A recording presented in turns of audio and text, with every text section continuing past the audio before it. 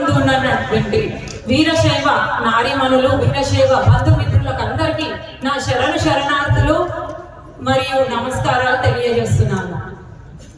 మనోహరమ్మ గారు మాకు ఇచ్చిన బాధ్యతను మేము కంప్లీట్ గా చేసినామంటని మేము అనుకుంటున్నాము. దానికి గాను డిసెంబర్లో మా పదవి స్టార్ట్ అయ్యింది. ఫస్ట్ 4 months లోనే అసలు అత్యంత ప్రియమైన భద్రేశ్వరునికి ఏంటంటే అన్నదాసోహం, అన్నదాత ప్రియుడు అతను. అదే మేము కంప్లీట్ గా చేసినాము. దానికి గాను అన్న సపోర్ట్ ఎంతో ఉంది మాకు. దాని తర్వాత జాతర కానీ చాలా బ్రహ్మాండంగా చేసుకున్నాము. దాని తర్వాత ఈ డెవలప్మెంట్ కార్యక్రమాలు కూడా చాలా బ్రహ్మాండంగా సక్సెస్ఫుల్ గా అయినాయి.